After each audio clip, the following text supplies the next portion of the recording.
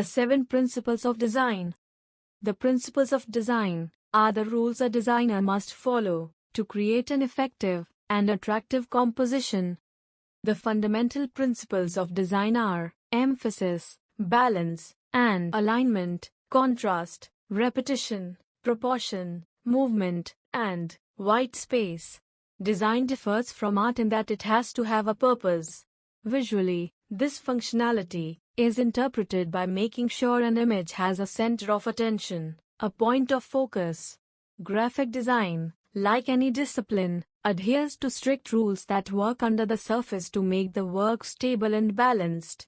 If the work is missing that balance, it will be weak and ineffective.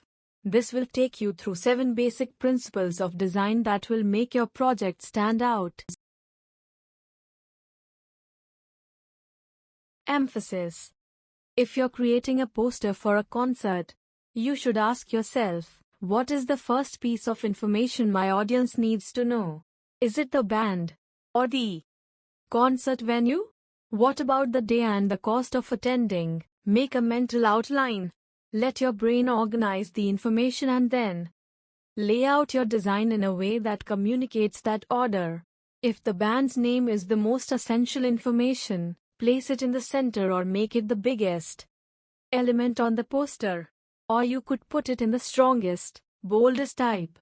Learn about color theory and use strong color combinations to make the band name. Balance and alignment.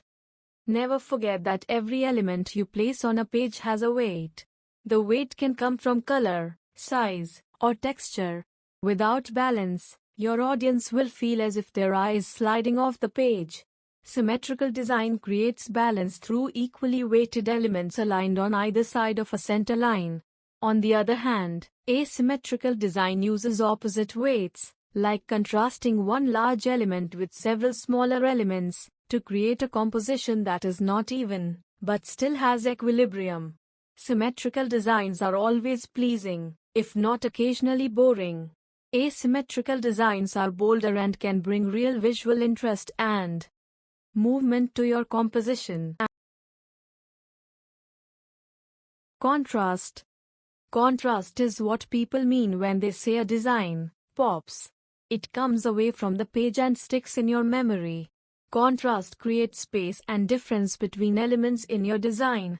Your background needs to be significantly different from the color of your elements so they work harmoniously together and are readable. If you plan to work with type, understanding contrast is incredibly essential because it means the weight and size of your type are balanced. How will your audience know what is most important if everything is in bold? Repetition. If you limit yourself to 2 strong typefaces or 3 strong colors, you'll soon find you'll have to repeat some things. It's often said that repetition combines and strengthens a design. Repetition can be important beyond one printed product. Current packaging design is heavily embracing beautiful illustrated patterns. Anyone thinking about a startup knows one of the first things you need is a strong logo to feature on your website, business cards, social media and more.